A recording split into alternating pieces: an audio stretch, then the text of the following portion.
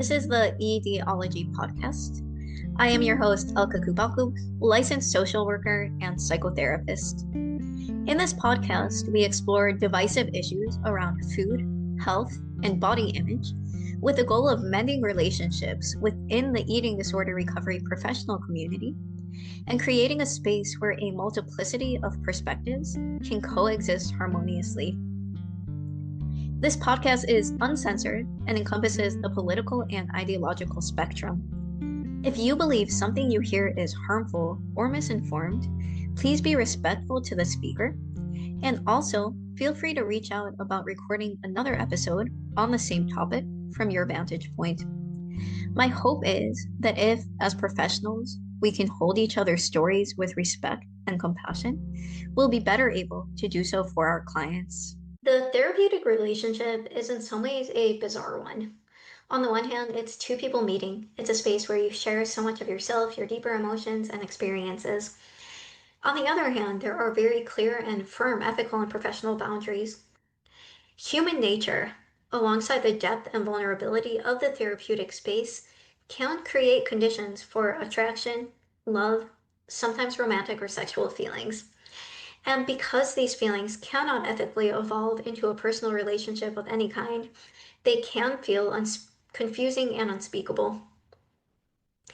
In this episode, Rebecca Prolman shares her own story of falling in love with her therapist and navigating a relationship that was both really healing and also really messy. She also talks about how she responds now as a therapist herself when a client shares that they're attracted to her. We talk about making these kinds of feelings speakable, exploring the meaning behind romantic and sexual fantasy, and maintaining the personal and professional boundaries that make therapy safe. Rebecca is a licensed marriage and family therapist who specializes in healing childhood attachment wounds, complex trauma, and eating disorders. She also offers affordable, self-guided courses to support deep, lasting healing at her website, RebeccaProlman.com. You can find Rebecca on Instagram, TikTok, and YouTube, which I will link in the show notes. How do you feel talking about this today?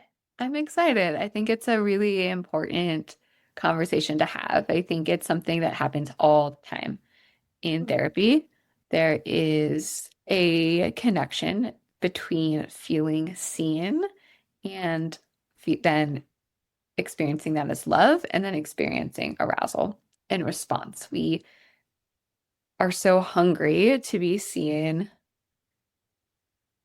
and then that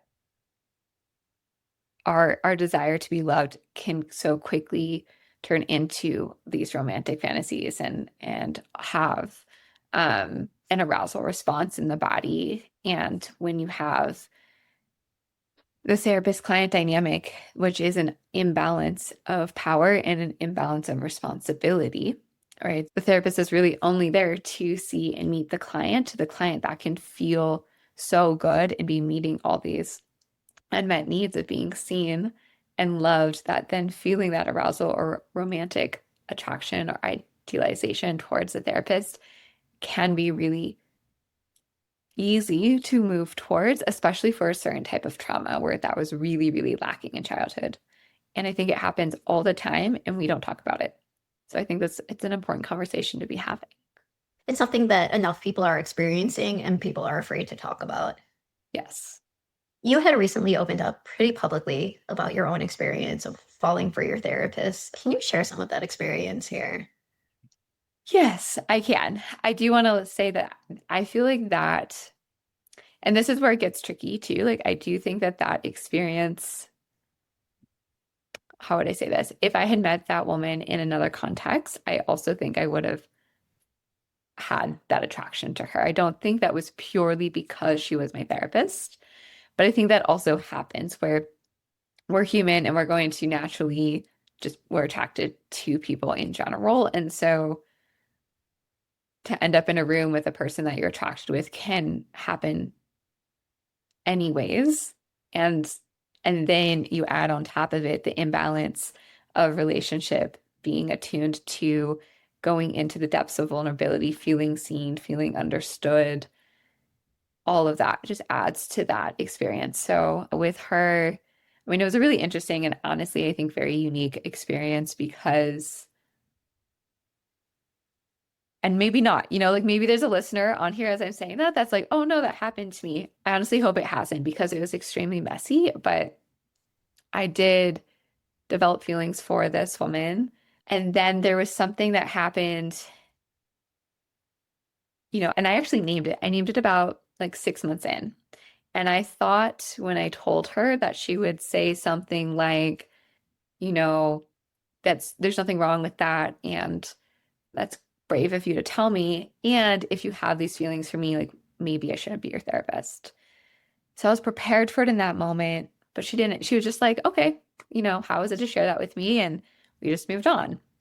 There actually was no attention given to it at all. So it's like I shared this big thing and then it just was as if I hadn't shared that thing as we moved forward. And then there was something really funk, like she certainly had some sort of attachment to me.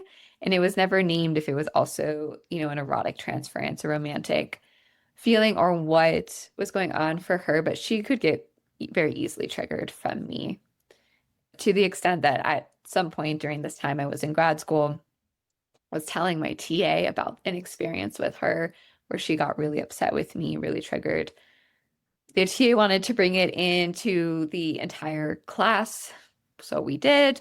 And then my class talked about the interaction for 45 minutes, and which was exposing. I didn't really enjoy that experience, but it was also very interesting.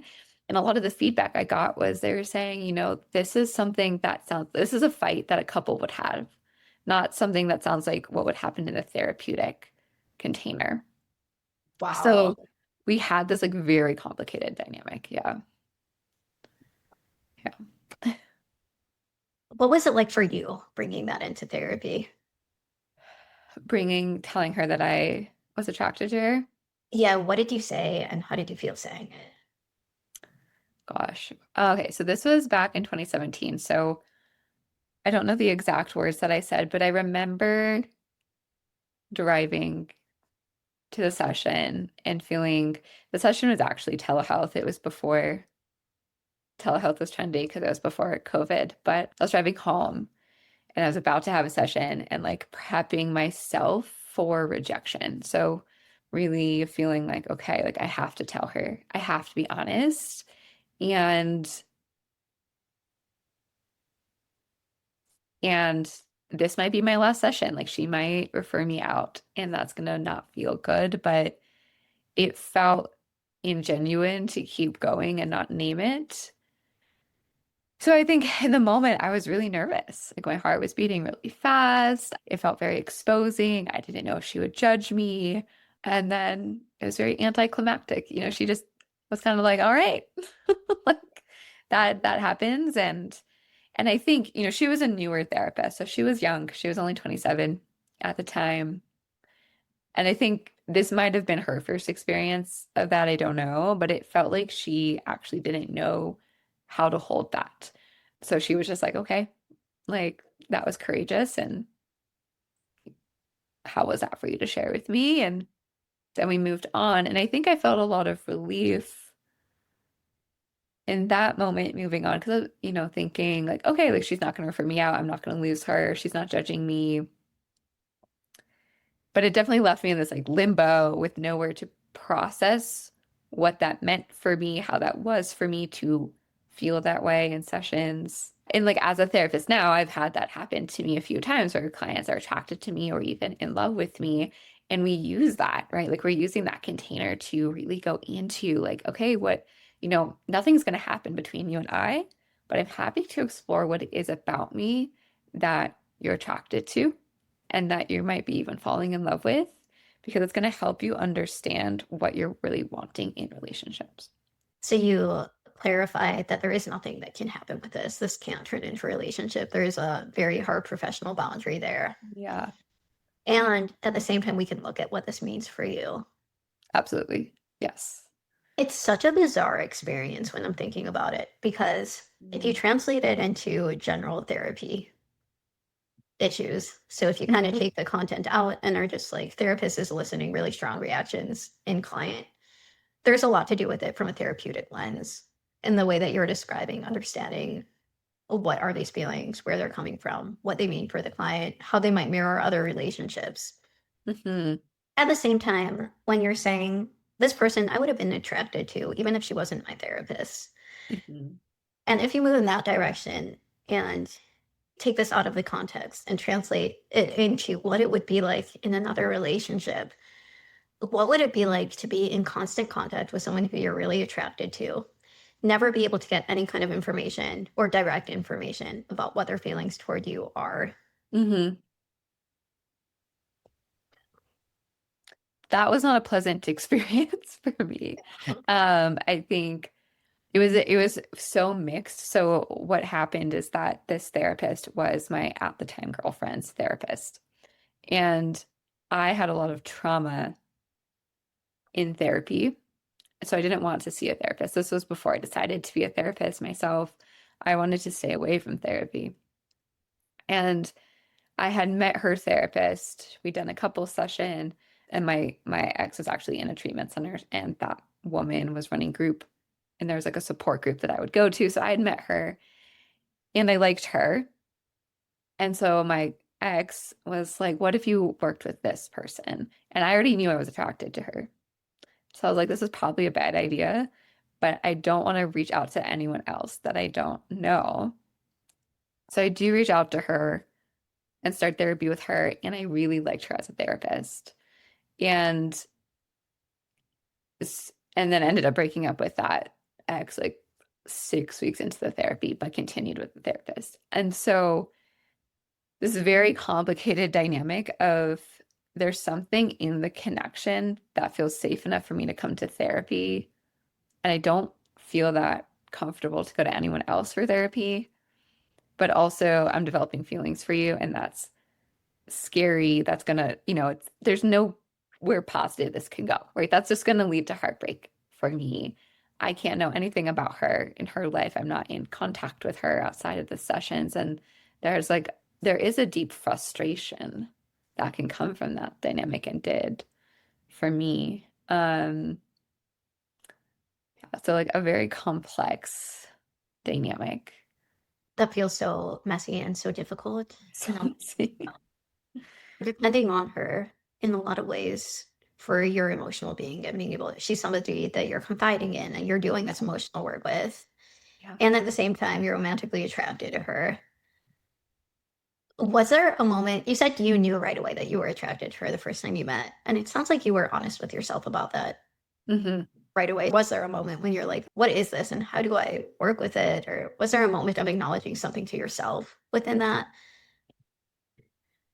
I think I knew pretty instantly when I met her that I was attracted to her. I found her attractive.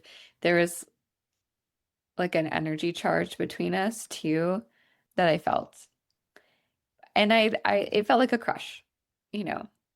And so I think when I started working with her, it was under this experience of, okay, I have a therapist and I have a crush on my therapist. And that's fine. And Mhm. crushes are normal. Crushes are natural. We have them all the time. Like, okay. I think that the moment, it was just before when I shared it with her, where it started to feel like, uh-oh. There were times when like I started to realize I was falling in love with her. So that was a really different feeling. It wasn't just like, oh, it's a crush. I was really developing deeper feelings for her. And I was dating, and I was going on dates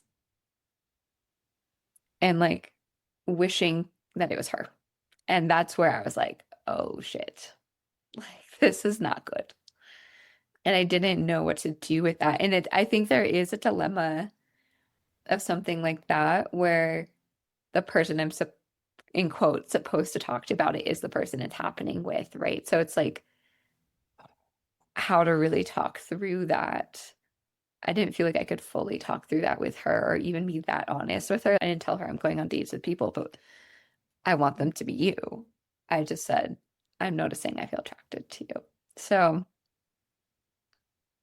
yeah. And in that, when we're revealing something that vulnerable with someone, we're looking for their reaction and determine how to proceed based on that. And Yeah. the message you got was I'm not judging you for this, but I also don't feel comfortable talking about it. Yes, I think that's a really good way to say that and important, right? That she didn't lean in and say, do you want to explore what's coming up for you around this and how that really is for you to be experiencing this with me as your therapist? Like that was not on the table. And then there were times later where we had quite a few ruptures. Again, the attachment dynamic was very complex. She would get very triggered by me as well. And there were moments in that dynamic where she would be like, maybe I'm not the right fit for you. And she would start listing reasons why. And one of them was like, and you're attracted to me. And then I was like, whoa, Ouch. yes. And so it just wasn't held well. Like it wasn't, because then it's coming out, it's just flying at me in a way that's like a reason for rejection.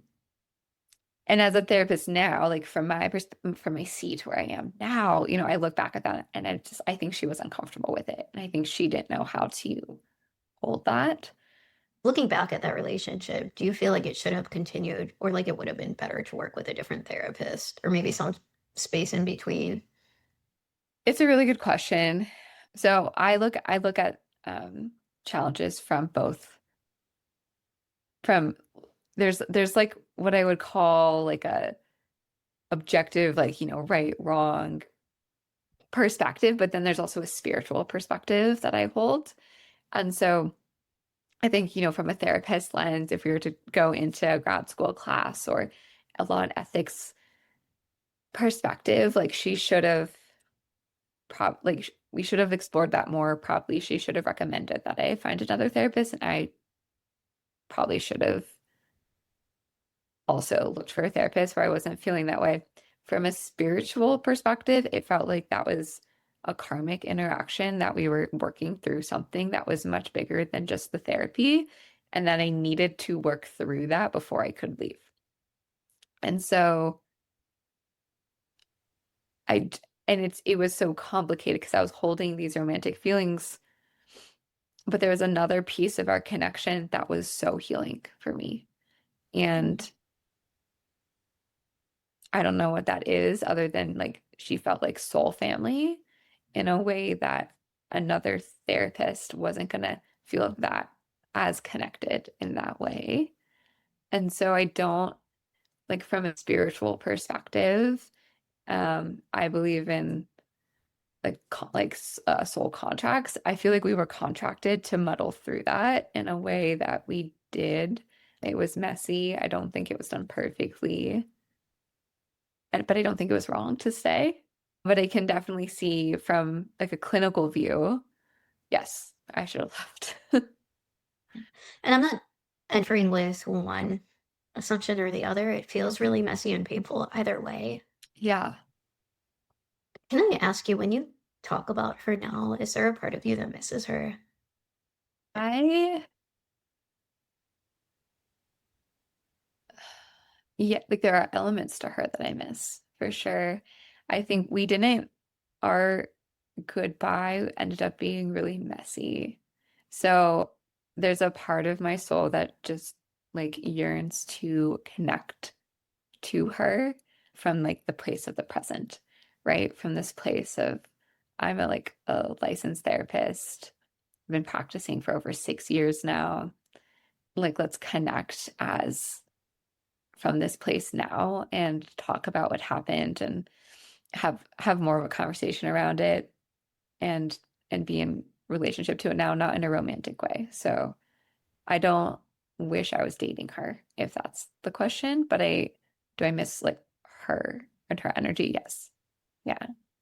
And there's something about the relationship that feels unresolved, and a part of you that wants to almost come back and close it off or let Yes, her see you it where you does. are. As I mentioned, there is a lot of messy parts to it.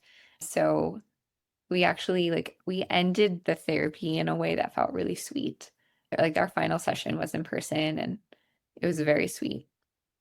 And then I was in a lawsuit for a treatment center that I was in that was abusive when I was younger. So that's a whole nother conversation, but she had to submit my entire record my entire chart to this attorney. So we had a few phone calls about this, and there's diagnoses I hadn't been aware of, and I was asking questions, and somewhere in there she got really upset with me and just attacked my character, and then the conversation ended. And that's the last time I talked to her on the phone, interspersed texts here and there, but there was like wounding that happened at the very end that we didn't that there's been no closure around. So Wow. yeah. That situation is like if you just took the most emotional, most painful, most complicated dynamics that could possibly occur in the same relationship and combined them. Well, thank you. I want to really receive that because that's a lot of empathy, and it did feel very painful and hard. So I appreciate that. You have, on the one side, you're in love with your therapist, which is complicated. And she's responding to you in ways that are more characteristic of a relationship. So you're also receiving her emotional reactions. Hmm. Then on top of that, you're bringing to court a previous treatment center where you had treatment trauma. Yes. The process of confronting, if you'd call it an abuser or an exploitative environment, and doing that in court is so messy and so painful. Hmm. And you mix these two together and you have her attacks on you. It's like, wow. It was a lot. And I think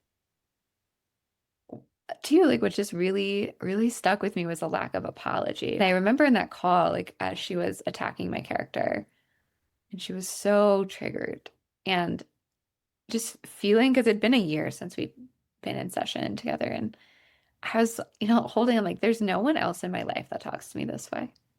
Right. Like this isn't, and I'm like, and this is like my past therapist. And just that relationship is so confusing in itself. And then on top of that, there was no moment of apology. There was no moment of even a text of like, I was really triggered. I took that out on you. I'm so sorry. That never happened. And yeah, relationally, as therapists, we're here to model healthy relationships and rupture and repair. And it just, yeah, ended in a really painful attack, I'm going to call it, and then nothing. So, um, yeah, a really unique experience, I would say. Unique is a very gentle word. And painful, yeah, and painful experience. Yeah. How long ago was this? The that last phone call was in 2021. So that was March of 2021. We officially ended the therapy in March of 2020, a week before the pandemic. We did not know that was coming and that goodbye. We ended because of the enormous tension in the relationship, and it was a lot of rupture and repair.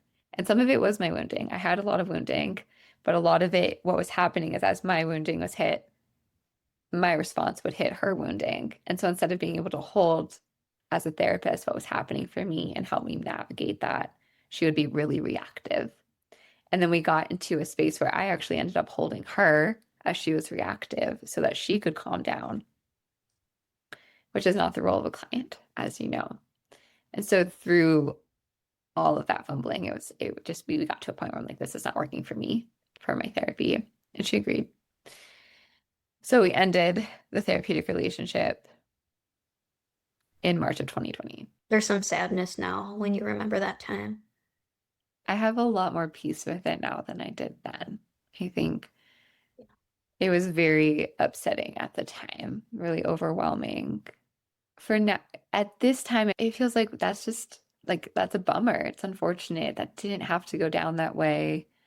I wish I had received an apology, like some sort of acknowledgement that like that was not okay. You went through a breakup.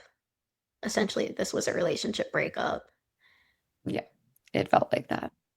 And then that felt, and I think that's something too that doesn't get talked about because that felt crazy because it wasn't, I think therapeutic endings can be really sad and can feel like a little bit of a breakup.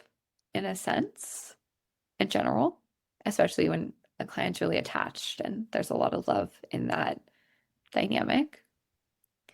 And we don't mention love a lot in the therapy, but it's there, right? Like therapists often feel love, platonic love for their clients, and it's in the room.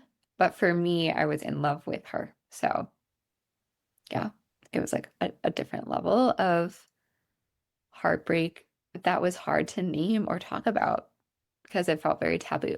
Like it felt a little shameful that I had fallen in love with her and shameful that I had stayed in the therapy, even though it had been so chaotic and I hadn't been treated well on a regular basis and all of those things. So I I was navigating a lot,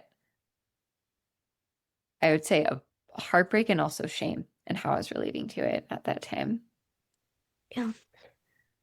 It's ambiguous loss where there's real grief. And if this was a relationship that wasn't with a therapist, that would be so normalized and it would be something you could talk about openly.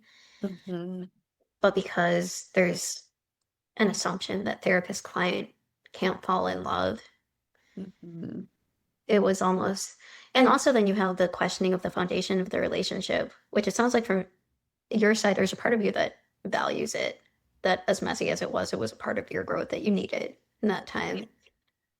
I decided I wanted to be a therapist because of her. Like it changed my entire life. So there's no part of me that regrets working with her in general. There was an element to that connection that was extremely healing for me. I felt seen and there's a semblance of nurturance that was available from her that I had never been able to receive before. And there was an element to her. She was young. So I was 25, she was 27. So in that element of her feeling more like a peer was actually really helpful versus working with a therapist in their, late 30s, 40s, 50s, 60s as a 25-year-old where I would feel more like they're looking down on me or they're this expert or they're so far away from my life experiences. There was something, even if just her being 27, I knew that she understood what it was like to be a millennial. She understood the financial stresses. She understood just like little things. She just felt very human. And that was like one of her mottos is human first, therapist second. Um, and I appreciate that. And I bring that into my work. Like I want to hold with my clients. I'm a person that's here in support of you. And that energy and experiencing that from her helped me. Like I was able to see myself as doing that too. Um, which allowed me to decide to be a therapist, which has changed my entire life. So yeah, it's complicated. Yeah. The movement that I'm getting as you're talking is it feels like this is, or what, I don't know the lesson from this is because I don't like those, like the moral of the story is, but it feels like what it is that we can't label a relationship as good or bad or like it just doesn't really fit into that. Yeah. And I've had a lot of these types of not this specific type, but what I'm about to name, which is a lot of my relationships have been both healing and harmful at the same time, right? So there's this element that's been really healing. It's been growth oriented. I'm so grateful for these experiences. And there's another element that has really hurt me. And being able to hold both of that together. Yeah. Yeah. It feels so tricky because in some sense, and I mentioned this to you the last time we spoke, but I come from an environment where genders are very separate and there is the goal, and this doesn't take into account same sex attraction, but there Right. is almost the basic premise that when you're in the presence of someone who could potentially be a partner, Hmm. it can turn into that very quickly. Hmm. So, in some ways, to me, it seems almost like of course you would fall in love with your therapist, or of course that exists if you just like put together two people who might otherwise be attracted to each other. Hmm. You have these really deep and meaningful conversations where you're sharing the deepest parts of yourself for an hour at a time, Hmm. and they're fully listening to you and fully attending to you.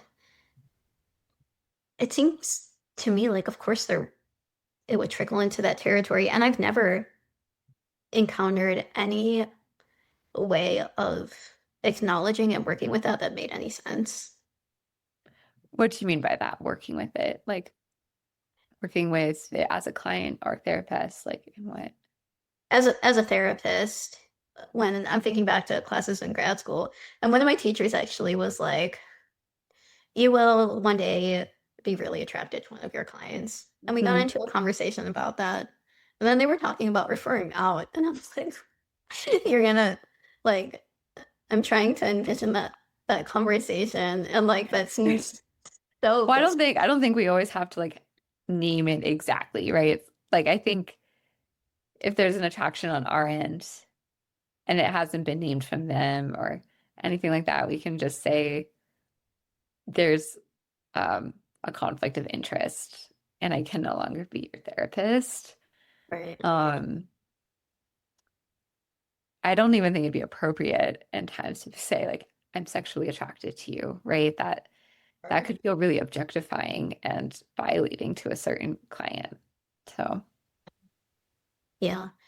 And on the reverse side, there was kind of a similar conversation, sort of like discussion that was non-discussion.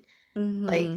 if a client is attracted to you and acknowledges that, and you had started to talk about going into some of what that means for the person and making it Yeah, I've had it happen quite a bit. Honestly, I feel like I got prepared for this in grad school. Similarly, we weren't prepped a lot for falling in love with our clients, but we were prepped for our clients to be attracted to us for that erotic transference. How is that going to be for you?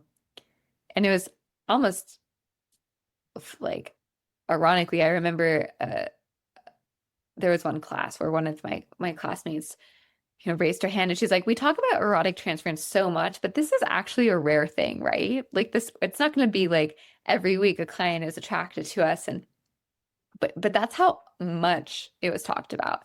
And so for listeners, yeah, it isn't, while like I want to normalize that it happens, it doesn't happen all the time, right? It happens for me, I've had like a total of like four clients be attracted to me, and some people have never had clients be attracted to them or speak that at least.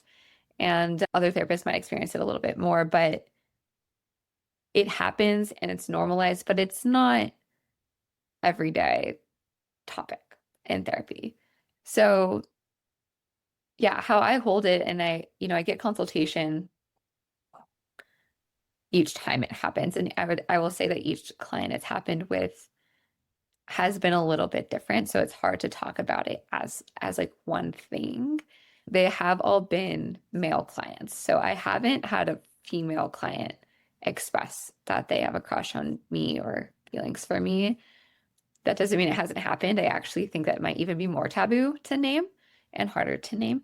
The male clients that have done it, when I get consultations around it, it's anywhere from, clients with just tremendous trauma where the feedback I'm getting from the other therapist is like, how could he not fall in love with you? When you look at all the amount of this person's life where they have felt so unloved and unwanted, and they have this therapist that's attuning to them and caring about them, how could they not fall in love? And I really liked that framework, right? It takes all the taboo shame away from it. That's just our human nature. We feel seen and loved, and then attraction starts to happen. And I think, there's another client that came to me and was like nervously shared that he was attracted to me. And then when we looked at it, it was actually that he felt love from me, right? Like, and like, I'm not giving romantic love, it's platonic love, but it is love, the attunement. And I was holding his child self with a lot of love, and that he hadn't experienced that before. And when we don't even know how to be with love, which can be really scary, that can very easily just get transferred or projected and like shifted into sexual energy.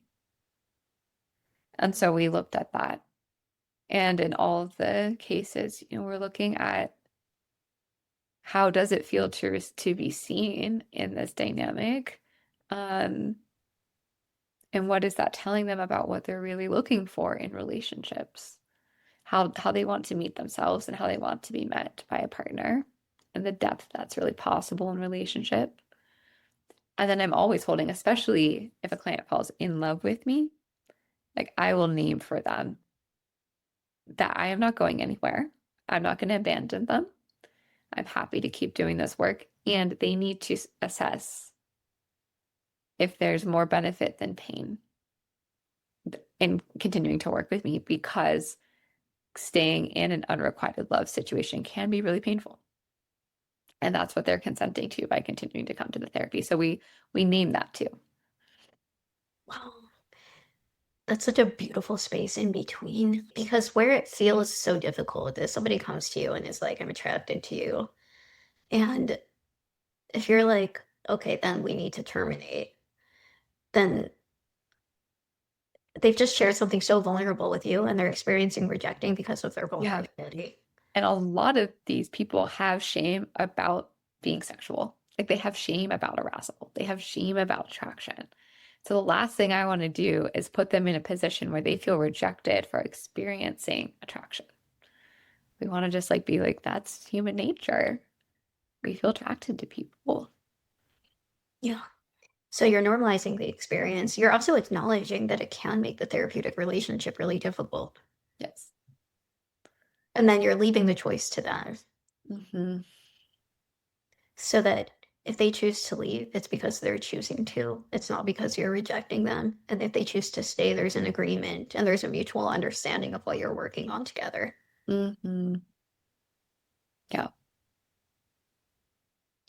So when people had come to you saying, I'm attracted to you as my Mm-hmm. therapist, and you had started to look at what of me are you attracted to and what does that mean about your relationships? Yeah. So first I just normalize. They typically when it's shared with me, there's shame present. There's this sense of like, I think this is how I'm feeling and I know it's bad and I know it's wrong and I know you're my therapist. And it's very rarely there's a type of client that might use it to hit on the therapist. I haven't inquired that, especially in that very first moment of it being acknowledged. There's usually shame. There's usually embarrassment. And so I normalize that first, that this happens in therapy, this can happen. And it's happened specifically, I've had other clients experience it as well. So I'm just taking it, really trying to normalize that where this isn't something's wrong with them. It's just something that happens. And then, explicitly name that nothing will happen between them and I, but that we can use this as an opportunity to explore what it is about me that they find themselves attracted to so that they can learn more about what's happening inside of them, what they're really wanting, and then what they want outside in relationships. Now, sometimes what they're attracted to is this feeling of being so attuned to, right? And that's actually not realistic that they're going to find in other relationships. So there's times where I'll normalize like you're experiencing me in a very particular way. That's not how I am in the rest of my life. Like if we actually were in a relationship, this is not what it would look like. And you would also be experiencing me, being misattuned, being angry, like being moody, like I need a coffee when I wake up in the morning, right? Like there's just these elements that you actually don't get to see the totality of me. And so when there is something that's so perfectly attuned, that can also increase attraction. Now, I'm not perfectly attuned, of course, but more attuned as a therapist than I would be in a relationship, right? Yeah. So naming that to as we get in touch with like those parts that are really craving that, right? There's that feeling of like someone's going to finally see me, and how do we meet those parts? And then what are the elements that are realistic to look for in relationships? That isn't what they are either experiencing right now in their current relationship, and how can they invite that into that relationship or as they're dating, what they're really wanting in that connection with others. Yeah. Do you have, or I'll speak for myself. This was a fear that I remember having. So when I was working in long-term residential, I and I was working as part of a group, but helping like build relationships to residents and then bringing them into group. And I really loved just like sitting around and talking to people and getting to know their stories of. Mhm. And I had quite a number of older men who believed that there was something between us, like someone like, does the Mhm. psychologist know about us? Because I was working for a psychologist or things like that. Yeah. And there was one person who thought that I was married to the psychologist and then in an affair with him. Mhm.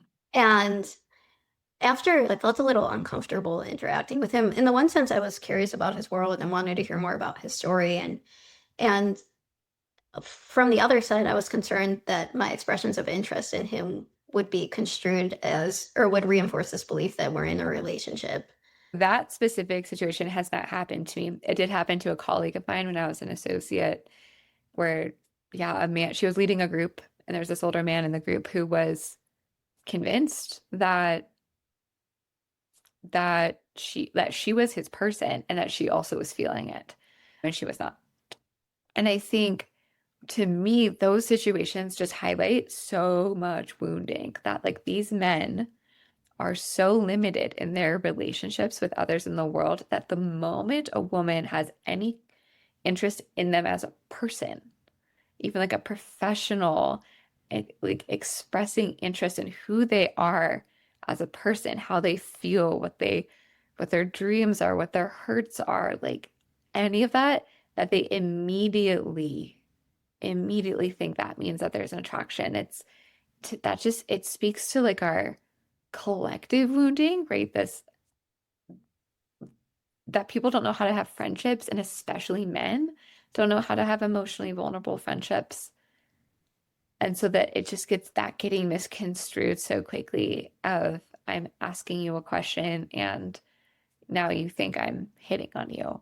And I've had that happen out in the wild, right? Out in the world, even not as a therapist, where I'm just talking to someone in a situation, being genuinely curious, and they start thinking they start flirting. They start thinking that this is something that it's not to me at all, and just being kind.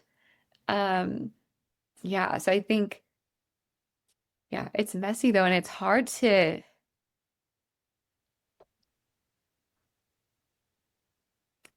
sparse out too, I think, for like a client who's experiencing that, right? Of how do I know if I'm feeling something from the therapist, if that's real or if that's my wounding, or and I would just invite people into the exploration of what is your relationship to emotional intimacy? Like, does emotional intimacy always equate to sexual intimacy, romantic intimacy for them? Because that's the piece, right? Like this art therapy is emotionally intimate, and that's Yeah. getting entangled with sexuality. That feels very true for that particular environment as well, because it was long-term residential. So many people had been from either really, really highly traumatic environments or been living in an institution for the larger part of their lives. Mhm. And there is a kind of loneliness there, even though there's a group and you're surrounded by people, but there is very much a loneliness and oftentimes very little interaction between people. So that feels very true there. Yeah, I have not personally had a client say to me anything like that where they are insinuating that I feel it back for them. Um, Again, I think my experiences are more like they're bracing themselves for rejection. They're bracing themselves to be shamed. They're like, it's very different. Um, and also, my experience with my therapist, who I do feel like potentially had feelings for me as well, that wasn't because she was curious about me. It was because she was so triggered by me. And when we look at love and attachment, the more we feel those loving feelings towards someone, the more likely we are to get triggered really quickly. That's just Yeah. the way relationships work, and that's what was communicating that to me. That, but it was never said, so I don't know for sure, and I want that on the record as well. I don't know how she felt towards me. Yeah. That's probably like when you're attracted to someone, you want to know what their reactions are to you and whether that's reciprocated, which also feels like another sticky area. Have you had when someone's coming to you and they're like, and is like, I'm attracted to you?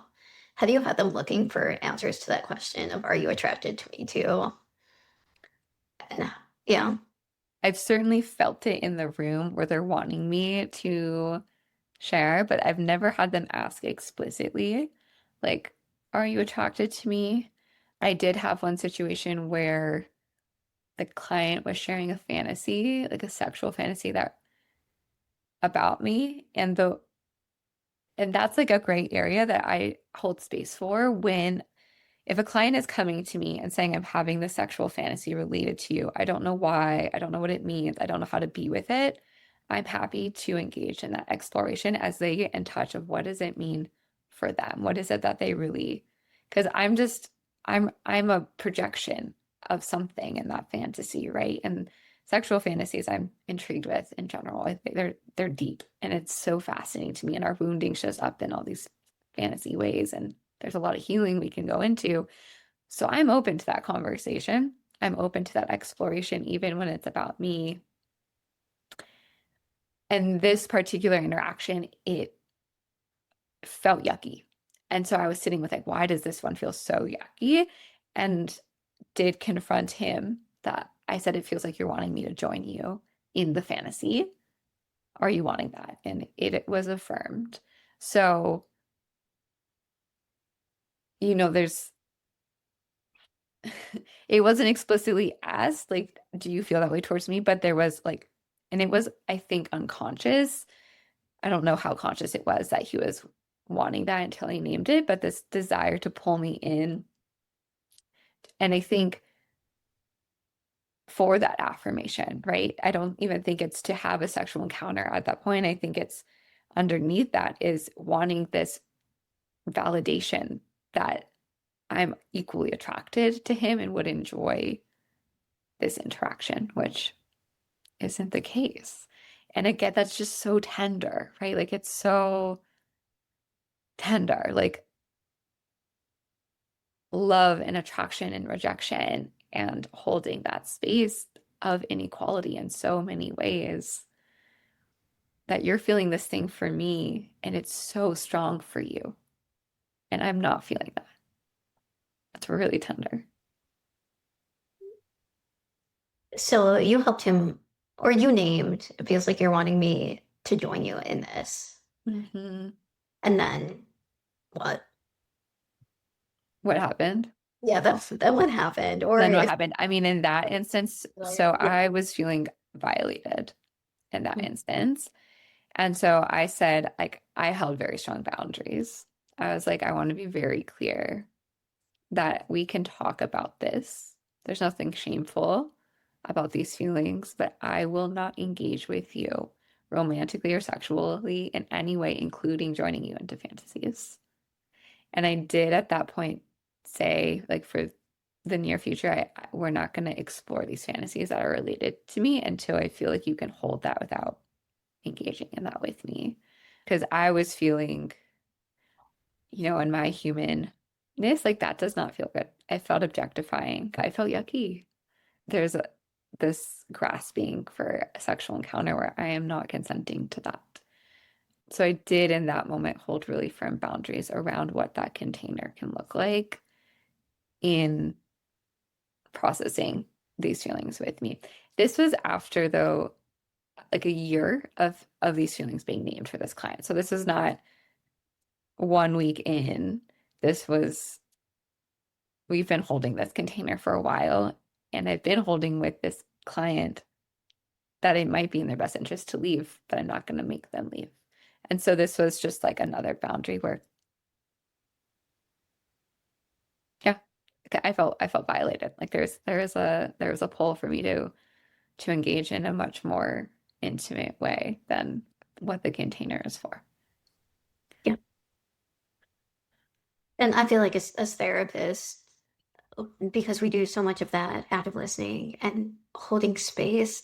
And I get afraid of this also, of enabling someone who's entering with not good intentions in general. I've been reading about narcissists lately. Stumbled across a podcast on it, and I was like, I wonder if I'd be, even as a therapist, be vulnerable to reinforcing or to becoming what they called an enabler, because my goal always is to understand and Mm. to hold space for the person's experience. Mm-hmm.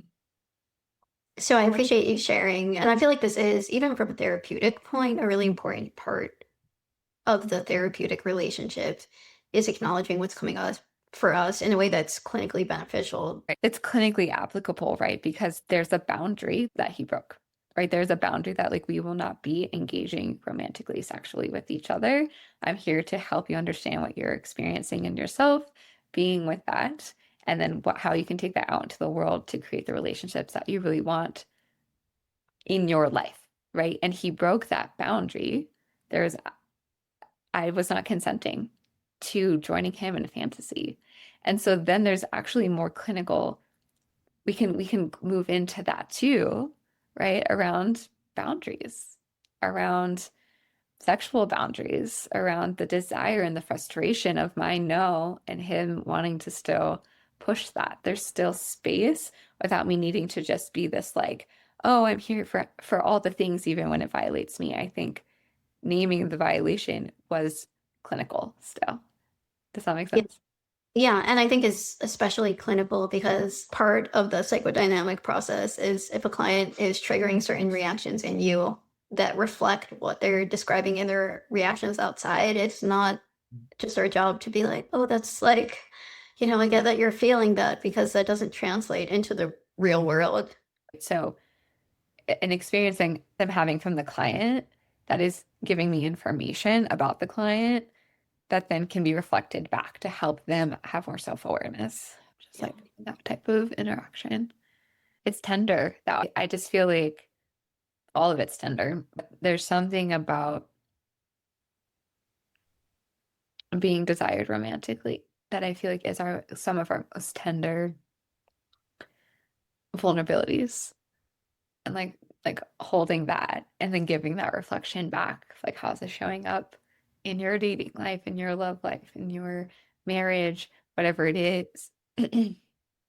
But when it's really like in relationship to me, it's just mm, I think it's the core of the work. I really feel like love is just so triggering for so many of us, right? Like that is what gets at our wounds. And when that comes up in the therapy, it's just, I feel like it does take a little bit more of like a slower holding to balance out. I had a professor who would talk about you're balancing out safety with challenge. And I really like that. It's like what percentage of challenge can this client handle without going into shame or without shutting down? And so holding it with safety, not shaming, being open to an exploration, but still then pushing back when necessary of challenge. Like what if something is happening here where I feel violated, like I do want to reflect that back to you so that you can confront that part of yourself and not do it in the outside world. Mhm. Yeah. When you had mentioned before that sexuality gives us so much information about ourselves, so there's no taboo around talking about sexuality in session, or other cases where someone's bringing sexual fantasy where you don't feel that kind of violation, like they're looking to pull you into it. I think for a client to come in and say, honestly, I've been having sexual fantasies with you. I know that nothing will happen with you. And I'm not insinuating that I expect that to happen.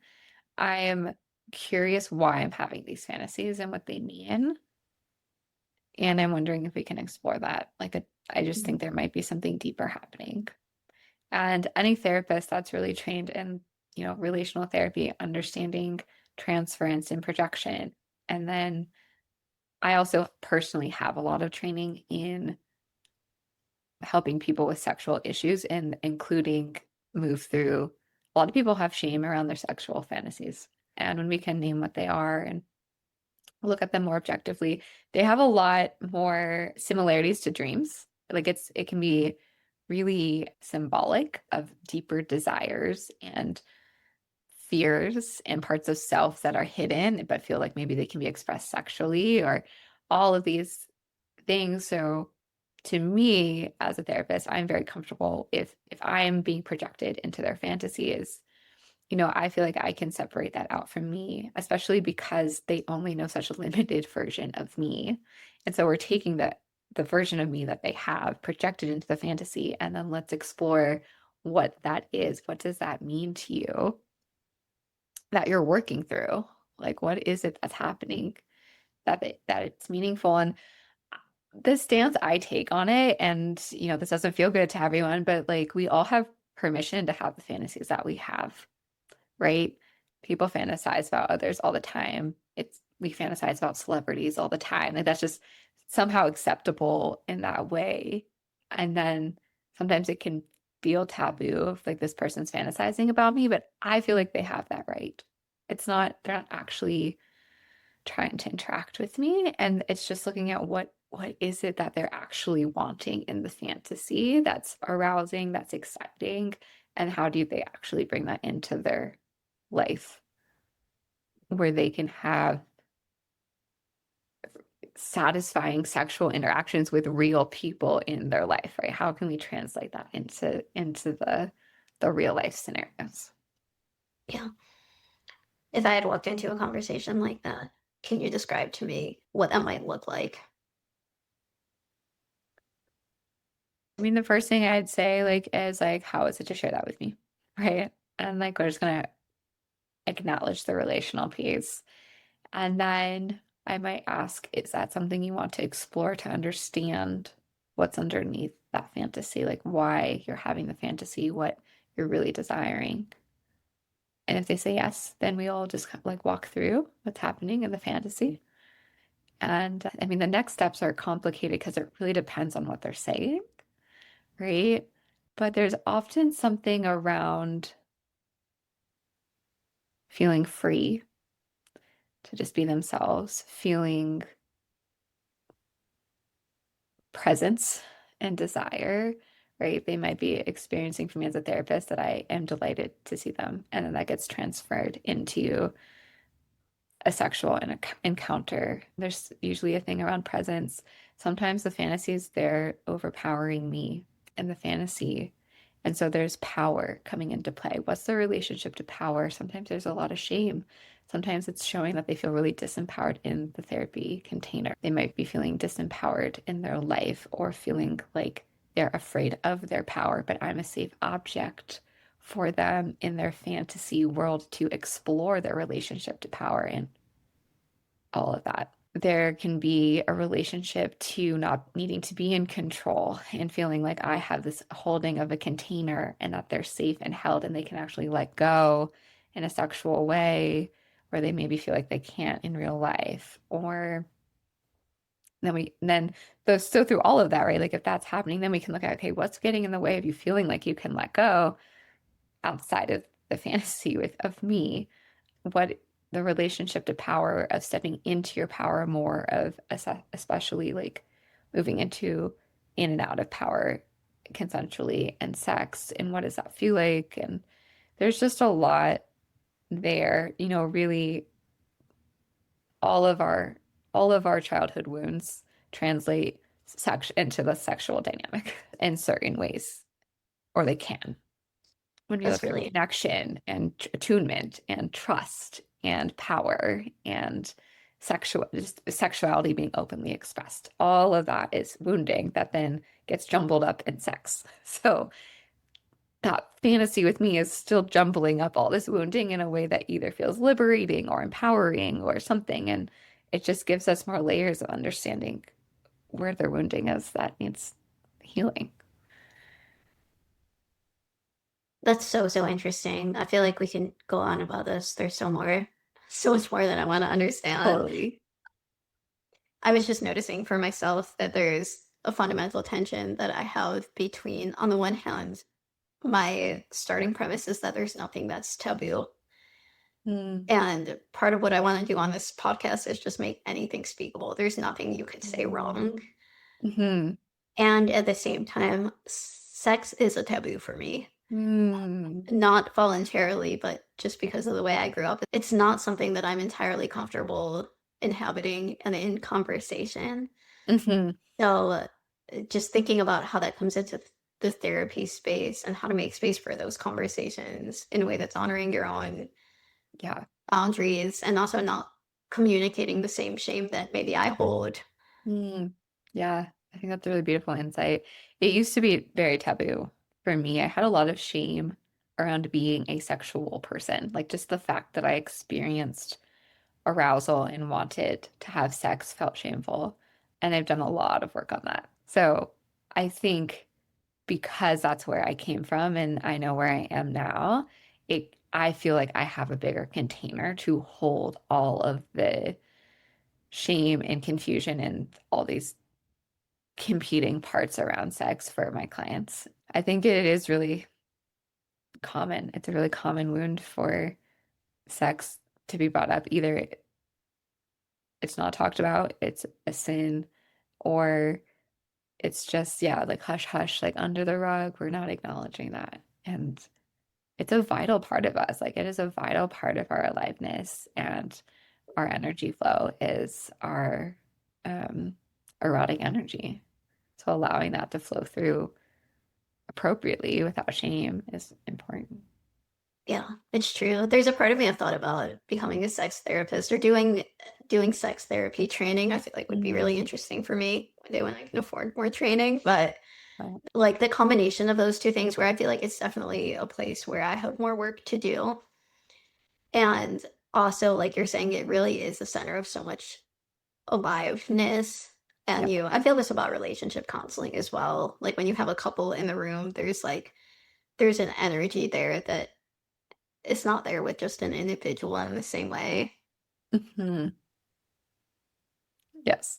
And the tension of a couple who doesn't have a positive sex life is going to be different than a couple who has a really positive sex life. Like that energy flow in their relationship relaxes everything else in a way that when it's constricted, it just heightens all the other conflict because that energy is just such an important part of our flow for that to be moving.